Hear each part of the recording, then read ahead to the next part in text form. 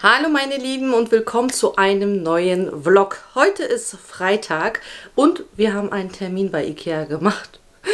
Wir müssen nämlich wieder ein bisschen umgestalten hier zu Hause. Falls ihr es mitbekommen hattet, ich hatte ja vor ein paar Monaten ein Video zum Zimmerumzug der Kinder gemacht. Da hatte ja Maryam mit den Jungs ihr Zimmer getauscht. Wir hatten beide Zimmer renoviert, verändert und so weiter. Schaut es euch gerne an, falls ihr es nicht gesehen habt. Auf jeden Fall hatte ich den Mädchen versprochen, dass wir bei denen im Zimmer auch ein bisschen was verändern.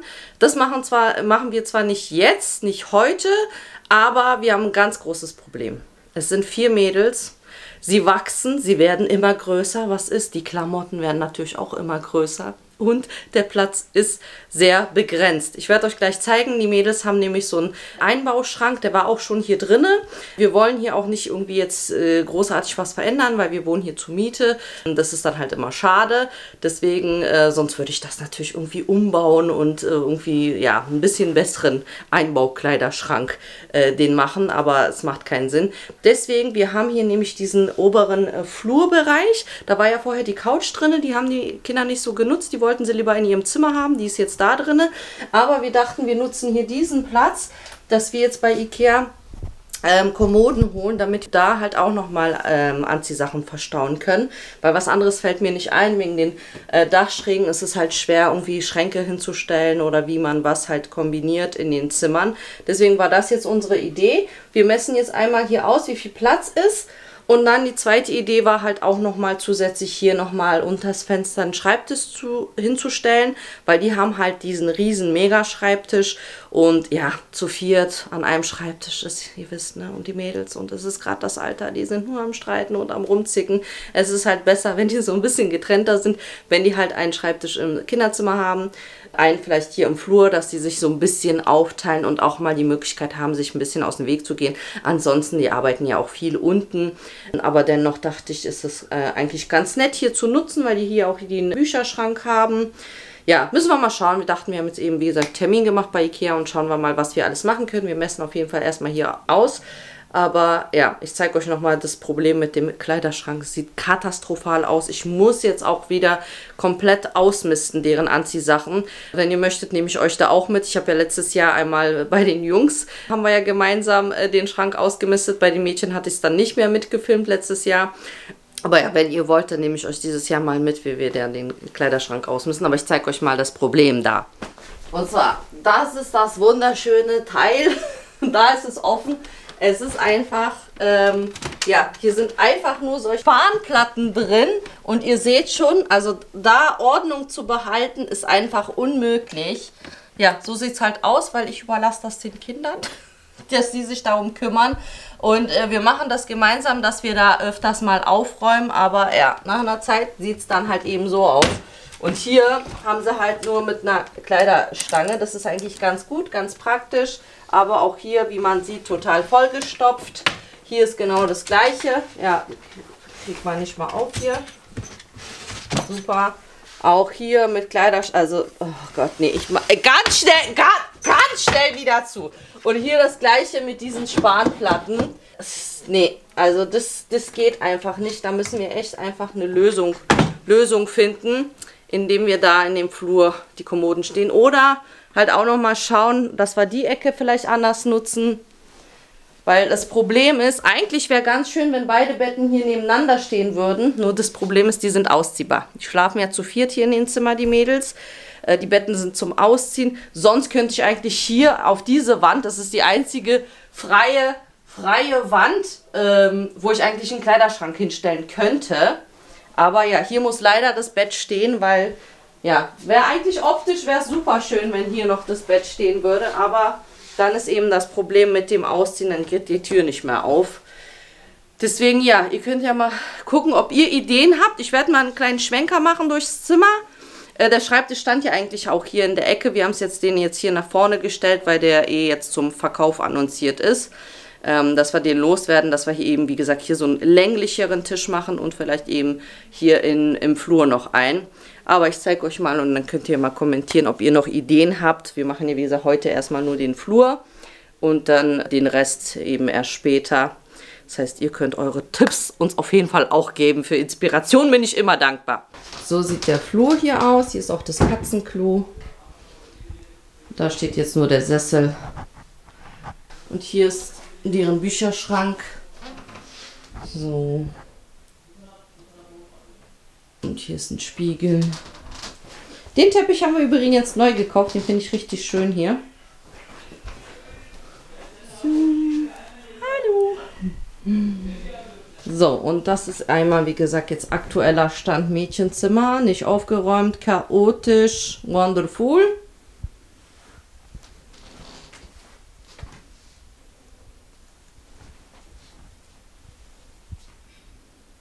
So, also diese Ecke, da weiß ich auch nicht. Ihr könnt mir echt sagen, ob ihr Ideen habt, was ihr mit dieser Ecke macht.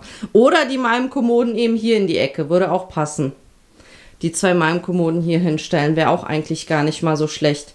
Deswegen ist es halt die Frage, die wollten unbedingt die Couch hier haben in der Ecke. Die stand ja eigentlich ursprünglich da. Aber sie meinten, die nutzen sie dann nicht. Sie wollen die lieber im Zimmer haben. Deswegen haben sie sich hier im Zimmer jetzt die Couch.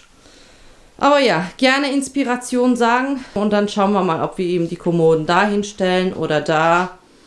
Ja, das ist halt so die Frage. Ich habe unten noch so ein Recamier. Das könnte man auch hier eigentlich in die Ecke noch den stellen. Ja, ich weiß nicht. Oder hier eben Schreibtisch oder vors Fenster Schreibtisch. Der ist einfach zu riesig. Das ist nicht so schön. Der ist viel zu klobig. Der stand ja vorher eben in der Ecke und das Bett war so ein bisschen hier lang. Aber ja, es ist halt nicht so praktisch. Schauen wir mal. Ja, hier sind wir auch übrigens im Zimmer von Mariam. Sie hat ja diesen Eckschreibtisch, den hatte sie ja unten im Zimmer gehabt. Jetzt ist sie ja nach oben umgezogen und hier hat sie auch eben die Dachschrägen. Wir fanden es eigentlich ganz cool, so dass es so ein bisschen wie so ein Raumtrenner aussieht. Aber ihr gefällt es nicht. Sie will einen normalen Schreibtisch, nicht mehr das mit der Ecke. Deswegen schauen wir mal. Also sie will dann den Schrank hier rüberschieben und dann hier so normalen länglichen Schreibtisch hinstellen. Das schauen wir auch mal nach, ob wir das gleich heute holen oder nicht. Schauen wir mal. Kommt drauf an, wie teuer das ist.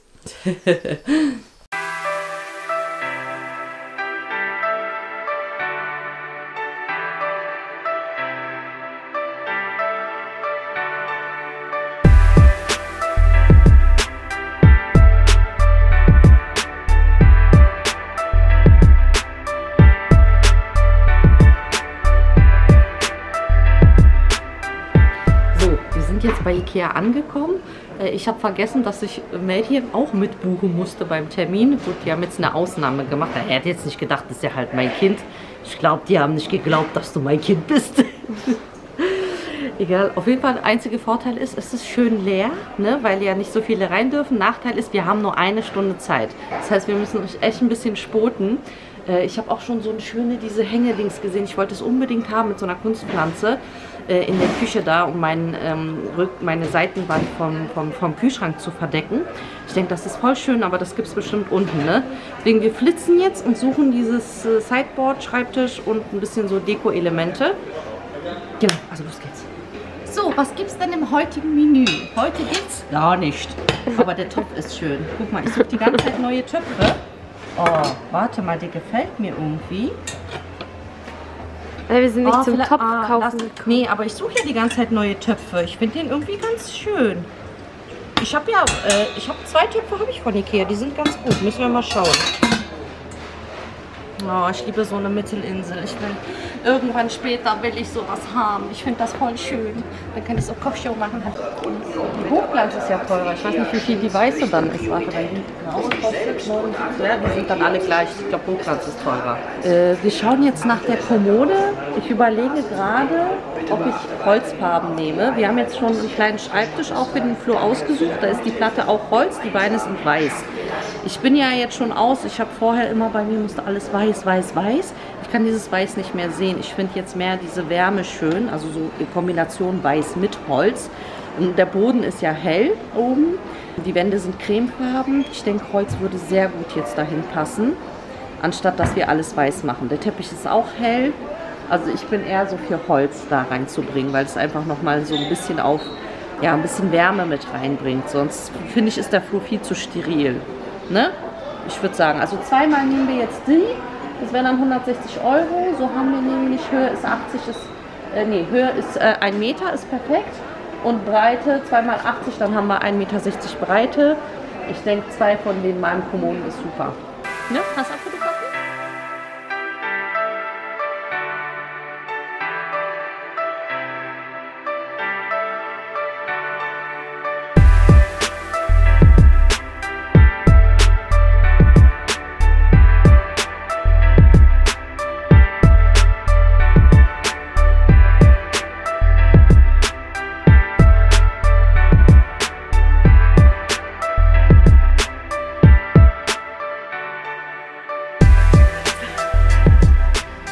Jetzt müssen wir nur schauen, passt das alles in den Mini? Da kommt ja noch, was kommt noch? Schreibtisch. 2 Schreibtische. Okay, die eine ist, das sind eigentlich Platten, die sind ja nicht groß. Das sollte gehen. So, wir müssen noch die Pflanze mitnehmen.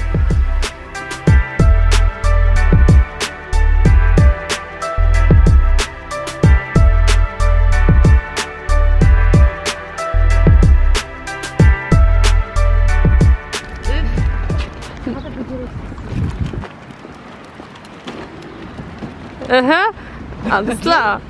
Also, wie ihr seht, es ist doch ganz schön viel geworden. Zum Glück war, mein Mann hatte gerade die Kinder abgeholt, also der war gar nicht so weit weg. Habe ich ihn schnell angerufen, meinte ich, du musst kommen, weil ich glaube nicht, dass wir das in mein Mini gequetscht kriegen. Deswegen wird jetzt aufgeteilt. Mal gucken, wie viel wir jetzt in den Bus reinkriegen und ob wir noch was in den Mini reintun müssen. Aber es ist ganz schön viel. Küste. Ach so, übrigens hat uns das Ganze durch Baba Duymasın, er hat uns das Ganze fast 500 € gekostet. Ein paar Cent haben noch gefehlt dazu. So.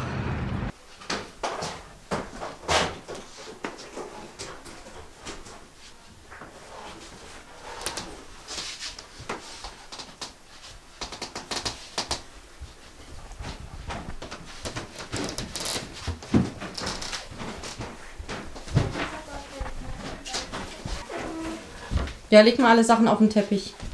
So. Ja, die müssen durchchecken.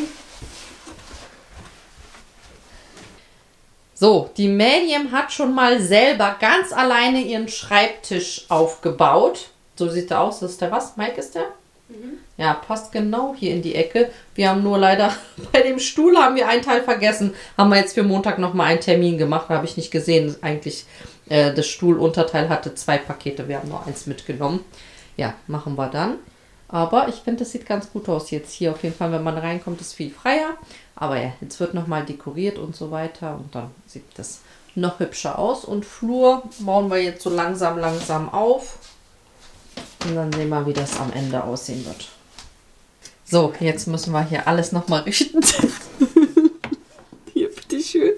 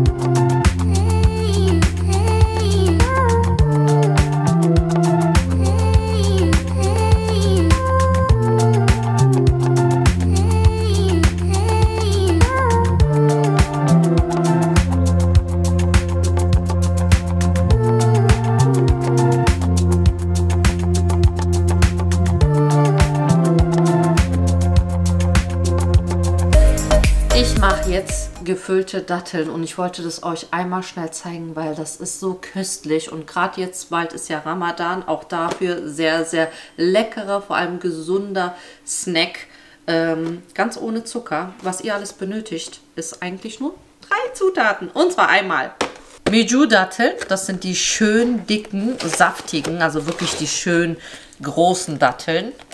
Die sind perfekt dafür geeignet, sie zu füllen. Seht ihr? Oh, die sind einfach riesengroß und saftig.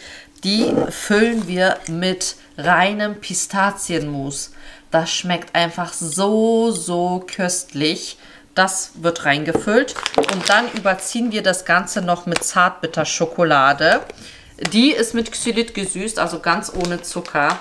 Und das wird richtig, richtig yummy. Also, legen wir mal los, Medium. So, jetzt haben wir die Datteln entkernt. Und das Pistazienmus hier in einen Spritzbeutel gefüllt. So spare ich mir die Kleckerei, weil letztes Mal habe ich echt viel gekleckert. So. Schön befüllen. Nicht zu viel, nicht zu wenig. Und dann einfach wieder zumachen. Die bleibt ja auch schön wieder kleben. Und dann kommt sie in... Wird es dann getunkt. Das mache ich dann danach. Erstmal fülle ich die alle in Ruhe. 1 Cent. zeigen. So. Ihr könnt, wenn ihr wollt, auch nochmal extra eine Nuss reinmachen. Aber ich finde das so eigentlich ganz lecker. Aber falls ihr nochmal so den Crunch haben wollt, könntet ihr jetzt nochmal eine Mandel oder so reinmachen. Aber ich will dieses Pistazienmus. Es schmeckt einfach so köstlich.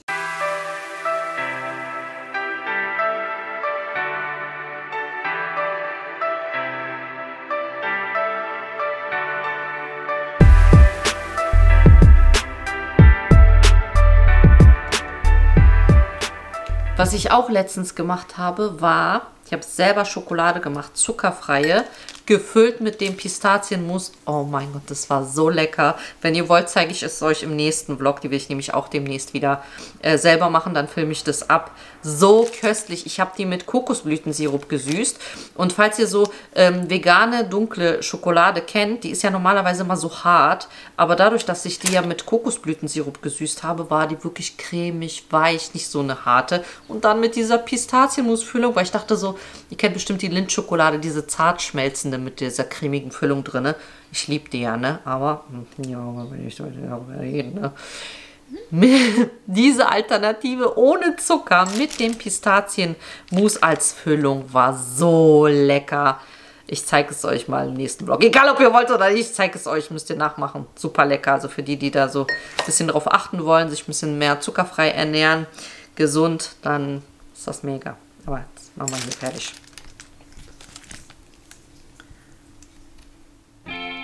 Aber es ist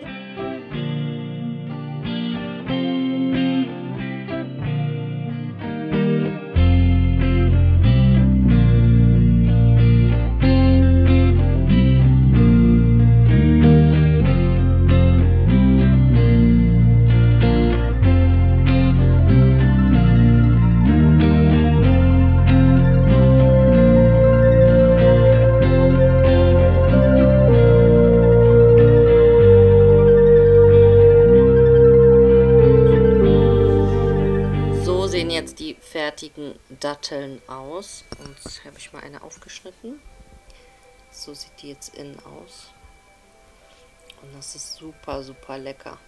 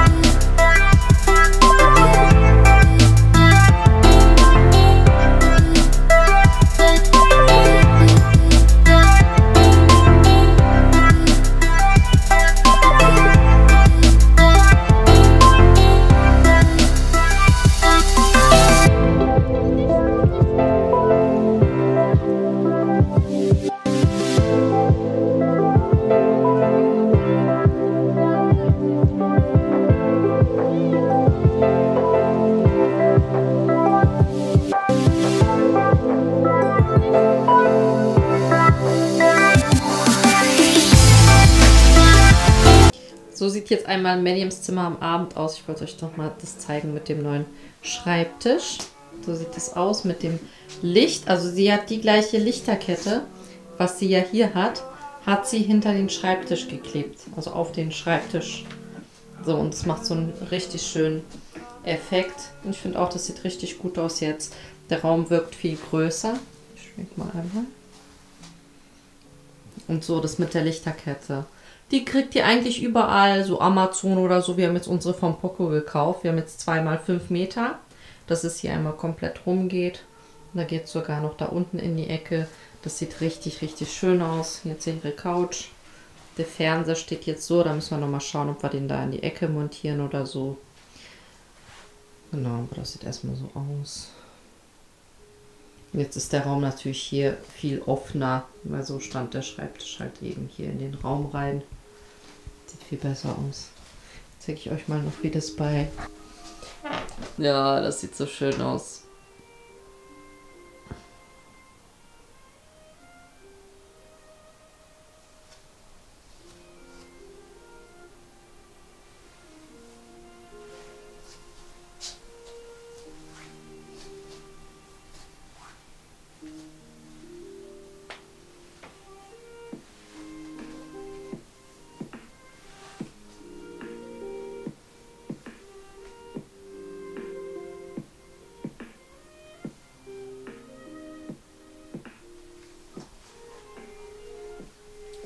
ist auch der Lieblingsplatz von unserer Luna. Ne? Sieht so nice aus. Welcher Farbton ist das gerade? Rosa oder lila? Ja, so rosa, so pink. Naja, aber guck mal, der Schreibtisch sieht so nice aus.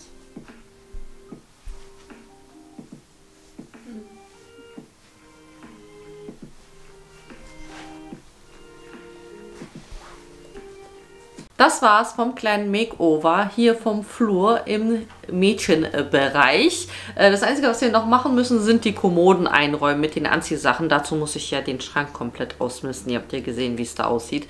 Falls ihr möchtet, dass ich euch da auch mitnehme, dann schreibt es gerne in die Kommentare. Ansonsten hoffe ich, euch hat das Video gefallen. Wenn das der Fall war, dann lasst uns natürlich gerne einen Daumen hoch da.